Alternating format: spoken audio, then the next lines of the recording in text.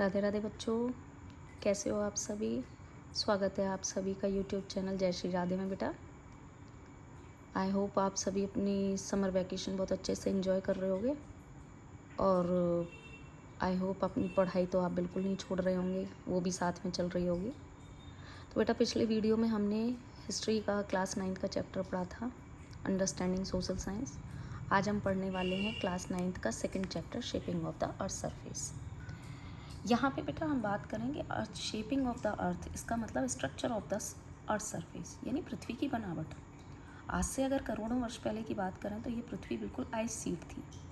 इसका रीज़न क्या हो सकता है? इसका रीज़न हो सकता है कि पृथ्वी पर उस समय इतना हाई टेम्परेचर नहीं होगा जितना कि हम आज देखते हैं। इस तरीके से तो फिर तो हम देखते हैं कि it means that the earth was not always like this, कि पृथ्वी हमेशा से ऐसी नहीं रही होगी जैसी आज आपको देखने को मिलती है, हमें देखने को मिलती है। How the earth surface change, कैसे चेंज हुआ ये, किस में? माउंटेन्स में, वैली में, रिवर में, प्लेन्स में, डेजर्ट में, etcetera.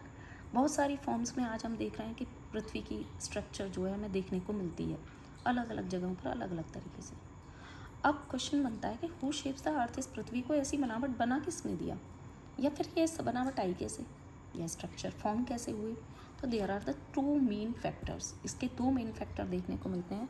Firstly forces from the inside the earth. पहला फोर्स वो जो पृथ्वी के अंदर से लगता है। देखिए इस पृथ्वी पर बेटा दो तरीके के फोर्स हैं जो अंदर से भी लगते हैं और बाहर से भी।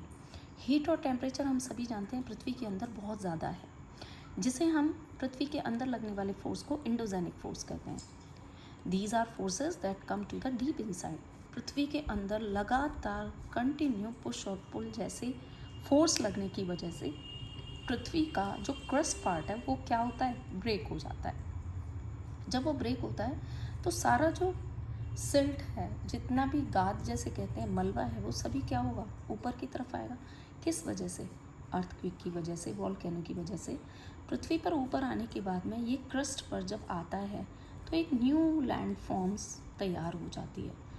अंदर से आने वाले फोर्स से लगने वाला जितना भी सिल्ट था, जितना भी हम मलबा देखते हैं जो पृथ्वी के नीचे से निकला, वो जब ऊपर की तरफ आता है तो एक न्यू लैंड फॉर्म्स तैयार कर देता है। जस्ट लाइक बात करें वॉल्केनो है, वॉल्केनो के फटने से क्या होता है, अंदर से आने वाला सभी मटेरियल ऊपर की तरफ आकर के सॉलिड फॉर्म में बदल जाता है और यही एक रीस्ट्रक्चर यानी शेप देता है किसकी, माउंटेन्स की। ऐसे ही हम देखते हैं कि एक्सटर्नल फोर्स, अच्छा हम अंदर के फोर्स को तो बेटा नहीं देख सकते, लेकिन हम क्या देखते हैं, एक्सटर्नल फोर्स जो एक्सोजेनिक फोर्स सरफेस पर लगता है उसे हम देख सकते हैं और देखते भी हैं। These are the forces that work of the surface earth. ऐसे फोर्स जो ऊपर पृथ्वी पर लग रहे हैं उन्हें हम कौन से बोलते हैं, एक्सोजेनिक फोर्स बोलते हैं। जस्ट लाइक वेदरिंग, वेदरिंग आप समझते हैं, break to the big rocks in to the small pieces. ऐसे रॉक्स जो बहुत पुराने हैं और क्या हुए हैं, सनलाइट की वजह से और या फिर रेन के होने की वजह से ये पत्थर चटक जाते हैं और चटकने के बाद ये स्मॉल पेबल्स में या फिर पीसेस में ब्रेक डाउन होने लगते हैं। अब ये पीसेस जाते कहाँ हैं, तो हम देखते हैं जस्ट लाइक लैंड स्लाइड है, इरोजन होता है। इरोजन वेदरिंग रॉक्स होने की वजह से ये सारे जो पत्थर हैं, छोटे छोटे स्मॉल पीसेस हैं, ये सब उठ जाते हैं।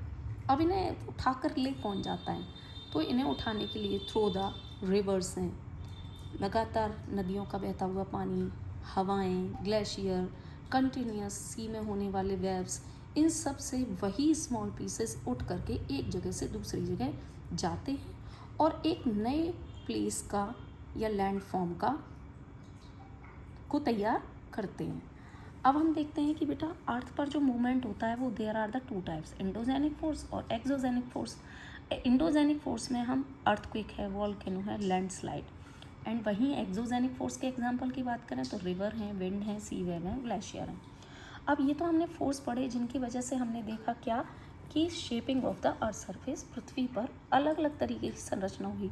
लेकिन अगर हम पृथ्वी के स्ट्रक्चर की ओरिजिनल में बात करें तो बच्चे ये पृथ्वी का स्ट्रक्चर जो है वो हमें तीन तरीके से देखने को मिलता है। इट मीन्स हम कह सकते हैं कि there are the 3 layers of the earth. पृथ्वी पर पृथ्वी की 3 लेयर हैं, क्रस्ट, मेटल और कोर। बेटा क्रस्ट अपने आप में 2 पार्ट में डिवाइड है, जिससे हम बोलते हैं outer crust and inner crust, as well as metal also divided in 2 part, upper metal and lower metal, and as well as core also। ये भी दो पार्ट में डिवाइड है। अब आगे बात करें कि क्रस्ट है क्या, तो आप ये पृथ्वी का स्ट्रक्चर कुछ देखेंगे इस तरीके से। ये पृथ्वी का अर्थ का सबसे ऊपर का पार्ट है, that is very thinnest and solid part. ये अपर एंड लोअर दो पार्ट में डिवाइड होता है। यहाँ आप देखोगे इस तरीके से मैंने स्ट्रक्चर बनाया है। क्रस्ट जो है वो लगभग 0 to 100 किलोमीटर डेप्थ तक फैला हुआ होता है। अपर मोस्ट लेयर है earth, it is thinnest of all layer. जितनी भी लेयर्स हैं ये आपको दिखाई दे रही हैं, उनमें से ये सबसे थिनेस्ट होती है। अब बेटा अपर मोस्ट लेयर पर और इनर मोस्ट लेयर पर हमको दो मिनरल्स देखने को मिलते हैं। The main minerals silica and aluminium. It is found in the uppermost layer. It is called Sial, silica and aluminium. In short form we can say Sial. After then lower part में हम minerals are consist of silica and magnesium. That is called in short form Sima. यानी कि crust के जो दोनों part हैं उन दोनों पार्टों पर इस तरीके से मिनरल्स हमको देखने मिलते हैं, सिलिका और silica and aluminium and silica and magnesium, short form in Sial and sima. यही आपसे क्वेश्चन भी पूछ लेता है कि क्रस्ट के अपर मोस्ट लेयर पर कौन सा मिनरल्स पाया जाता है and second most lower part पर कौन सा मिनरल देखने को मिलता है। Just below of the crust, पृथ्वी के नीचे के पार्ट में क्रस्ट के बाद हमें मेटल लेयर मिलती है, as well as upper most layer and second lower most layer. ये कहाँ तक फैली हुई है बेटा, just below the crust extend of the depth 2900 kilometre. ये आप देखोगे यहाँ हमारा क्रस्ट ख़त्म होता है और क्रस्ट के बाद में आपके 100 to 2900 किलोमीटर तक हमको मेटल की लेयर देखने को मिलती है बेटा। ये अपने आप में बहुत ही डेप्थ है और हॉट भी है, सॉलिड है एंड सेमी मोल्टन रॉक्स में है। इसके बाद हमें कोर मिलता है। कोर हम सब जानते हैं पृथ्वी का सबसे inner part as well as divided into 2 parts या 2 लेयर। इनर मोस्ट ये सबसे आंतरिक पार्ट है, ये आप देख रहे हो पृथ्वी का, और अंदर ये made of the iron and निकल। जैसे कि मैंने क्रस्ट में बताया था उसी तरीके से यहाँ हमको आयरन और निकल देखने को मिलता है। इसको शॉर्ट फॉर्म में हम निफे कहते हैं, निकल and iron. Divided in 2 parts, ये पृथ्वी के जो कोर पार्ट है ये भी 2 पार्ट में डिवाइड है। आउटर कोर का फीचर कैसा है, लिक्विड है और मैग्नेटिक फील्ड में है। वहीं हम इनर पार्ट की बात करें तो solid due to extreme pressure and very hot. ये अपने आप में कैसा है, बहुत ही हाई टेम्परेचर पर है और लगभग इसका टेम्परेचर कितना है 5000 से 6000 डिग्री सेल्सियस है। अब बच्चे बात करते हैं कि how does this connect of the shaping of the अर्थ, कि आखिर ये किस तरीके से पृथ्वी को शेप देते हैं। तो फर्स्टली फीचर क्या है, mental moves. The hot semi solid rocks in the metal move slowly.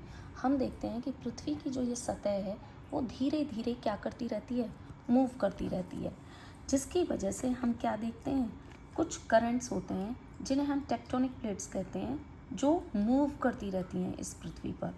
Plates move, the crust is broken into big pieces called tectonic plate. इस पृथ्वी पर हम एक प्लेट जो ये सतह हमें दिखाई दे रही है ये पूरी एक प्लेट है, लेकिन हम देखते हैं कि लगातार इस पृथ्वी पर कंटिन्यूस मॉल्टन मैग्मा जो है वो फ्लो होता रहता है, जिसकी हीट और टेम्परेचर की वजह से ये प्लेट्स को क्या करता है, ब्रेक डाउन करता है। जो ये आप दिखाई दे रही है ये प्लेट हैं, दे फ्लोट ऑन द मेटल। तो ये मेटल पर बड़े बड़े प्लेट्स के जो बिग पीसेज हैं वो क्या करते रहते हैं, मूव करते रहते हैं। Plates create landforms when plates collide. जब ये प्लेटें बड़ी बड़ी पीसेस कभी एक दूसरे से टकरा जाती हैं तो हम देखते हैं या तो वो सेपरेट हो जाती हैं या स्लाइड यानी सरक जाती हैं या फिर वो एक दूसरे से टकरा जाती हैं। इट मीन्स अगर कोई प्लेट यहाँ से जा रही है और दूसरी प्लेट कोई इधर से जा रही है तो या तो बच्चे वो उसके ऊपर से निकल जाएगी या वो प्लेटें एक दूसरे से टकरा जाएंगी या फिर एक प्लेट दूसरी प्लेट से सेपरेट हो जाएगी। इस तरीके से हम देखते हैं कि ये बड़ी बड़ी जो प्लेट्स हैं इस पृथ्वी पर, वो एक दूसरे से कंटिन्यूस क्या करती रहती हैं, मूव करती रहती हैं, लेकिन ये इतनी स्पीड में नहीं, बहुत ही स्लो मूव करती रहती हैं। कोलाइड जब ये टकराती हैं तो हमने देखा कि इससे ही एक फॉर्म हुई, एक प्लेट के दूसरे प्लेट से टकराने पर माउंटेन फॉर्म हुआ। जैसे आप देखेंगे हिमालय का स्ट्रक्चर, हिमालय एक कैसा माउंटेन है, न्यू फोल्ड माउंटेन के रूप में संरचित है। यानी कि इंडिया की ये प्लेट एक समय पर यूरेशिया की प्लेट से क्या हो गई थी, टकराई थी। यानी कि अगर कहा जाए तो इस पृथ्वी की संरचना पहले हम क्या देखते हैं, एक पेंजिया के रूप में थी, जब शायद आज से लाखों वर्षों पूर्व या करोड़ों वर्षों पूर्व इस तरीके से प्लेटों का संचारण नहीं था। लेकिन धीरे धीरे धीरे धीरे करके आज हमने देखा कि इन प्लेटों का टूटने की वजह से हमने देखा कि ये प्लेट जो है वो यूरेशिया की प्लेट से जाकर के टकराई। किसी स्थिति में जब इस प्लेट के टकराने का वहाँ पर, इसीलिए आज हम इसे देखते हैं कौन सी, यूरेशियन प्लेट के तौर पर हम इसमें देखते हैं। अब ये प्लेट के टकराने पर यहाँ से जितना भी मलबा था वो सब इकट्ठा होकर के कहाँ पहुँच गया, ऊपर। और हम देखते हैं कि जब ये भारत की प्लेट इस यूरेशियन की प्लेट से टकराई तो यही निर्माण हुआ किसका, हिमालय का। अब हमने देखा कि जो स्ट्रक्चर पहले ऐसा नहीं था वो स्ट्रक्चर आज हमें रॉक्स के रूप में दिखाई देता है। कहीं बेटा कोलाइड हो जाता है, जहाँ हम देखते हैं माउंटेन्स बनते हैं, तो कहीं कहीं ये प्लेट्स हैं सेपरेट भी हो जाती हैं। ज़रूरी नहीं कि हमेशा ये टकराएं ही, कभी कभी ये मूव होते होते एक दूसरे से अलग भी हो जाती हैं। एक इधर की तरफ तो सपोजिंग एक इधर की तरफ चली जाती हैं। वैले एंड न्यू ओशियंस, जब ये इस तरीके से अलग अलग हो जाती हैं तो ये कहीं ओशियंस का निर्माण करती हैं तो कहीं वैली का स्ट्रक्चर तैयार करती हैं। स्लाइड अर्थक्वेक हैपन, जब भी अगर ये एक दूसरे से खिसक जाती हैं या सरक जाती हैं तो हम देखते हैं कि इससे क्या होता है, अर्थक्वेक पैदा होते हैं। आगे एक्सटर्नल फैक्टर्स की बात करें, टेम्परेचर चेंजेस, ये तो अंदर की बात रही कि आखिर पृथ्वी पर कंटिन्यूस इस तरीके से कौन से फैक्टर हैं जो इसको रीशेप देते हैं। लेकिन एक्सटर्नल फैक्टर में हम देखते हैं कि ये भी चेंज करते रहते हैं पृथ्वी के स्ट्रक्चर को, लाइक रेन है जो ब्रेक डाउन करती हैं किसको, रॉक्स को। सनलाइट है, पुराने पत्थरों को ये क्या करते हैं, जो कि चटक जाते हैं और पानी पड़ने से ये ब्रेक डाउन होने लगते हैं। इरोजन है, फोर्सेस लाइक फ्लोइंग वाटर है, ओशियन वेव्स हैं, लगातार कंटिन्यू पानी का फ्लो करते रहना, समुद्र की लहरों का कंटिन्यू उठते रहना, जिसकी वजह से ये पत्थर भी क्या होने लगते हैं, टूटने लगते हैं। And soil and given a new shape, और वहीं वेदरिंग रॉक्स की वजह से नई सोइल का निर्माण होता है और जिसकी वजह से एक न्यू लैंड फॉर्म्स तैयार होते हैं। आई होप आपको इस शॉर्ट वीडियो में चैप्टर समझ आया होगा। Thank you for watching this video.